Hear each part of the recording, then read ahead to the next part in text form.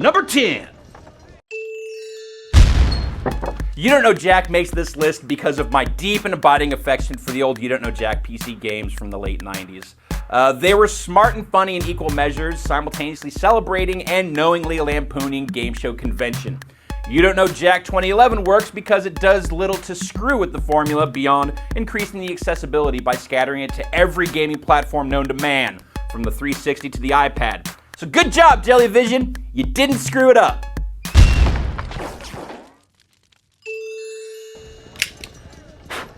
Number 9.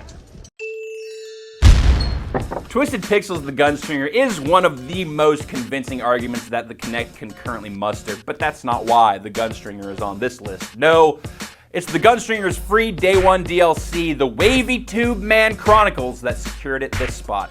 A knowing tribute of mind-blowing specificity to the live-action Laserdisc arcade light gun games of the mid-90s. The Wavy Tube Man Chronicles are the best thing American laser games never made. Numero 8.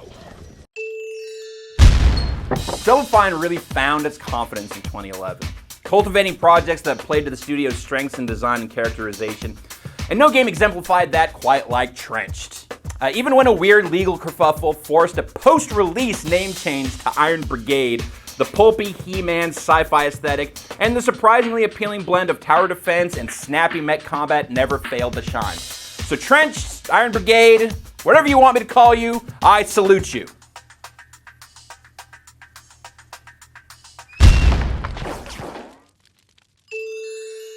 Number 7. How does Nintendo keep Mario fresh and relevant over the course of 30 years?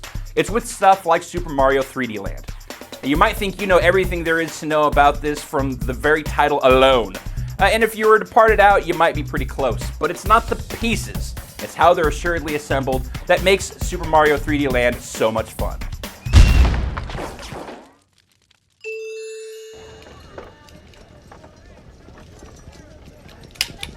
Six.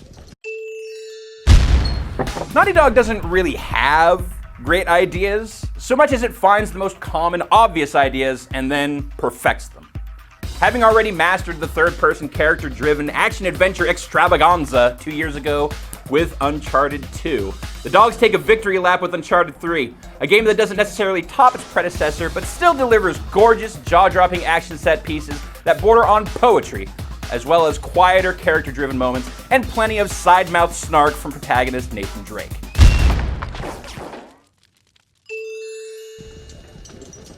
Five? Batman rules. It's kind of crazy that there wasn't a video game that really capitalized on this fundamental truth before Batman Arkham Asylum. It's also pretty nuts that despite how successfully Arkham Asylum combined stealthy manhunts, high-tech investigations, and an unbelievably fluid group combat system that blossoms beautifully, no game has really taken any explicit cues from it until Arkham City. Number 4. Next to maybe only Shigeru Miyamoto, there's no other game designer who has a deft enough touch to do whimsy without a hint of cloying, tongue-thickening sweetness, quite like Rayman creator Michel Ancel. And his craft has rarely been sharper than it is in Rayman Origins. There are some clever mechanics in this rootsy 2D platformer, and it really flourishes in cooperative play. But ultimately, there's just so much confidence in every element of the execution, the experience of playing it is just pure pleasure. Number 3. Forget the cutting-edge proprietary performance capture technology employed by Team Bondi to produce the canny, naturalistic characters LA Noire is simply littered with, if you can. Forget also the reports of mismanagement and megalomania that came from within Team Bondi, and the fact that the studio went bankrupt shortly after releasing the only game it's ever produced. LA Noire is the most serious, pitch-perfect piece of film noir storytelling the world of gaming has ever seen. One that deals almost exclusively in shades of gray and captures both the sunny promise and the shady pitfalls of the post-war boom in Los Angeles.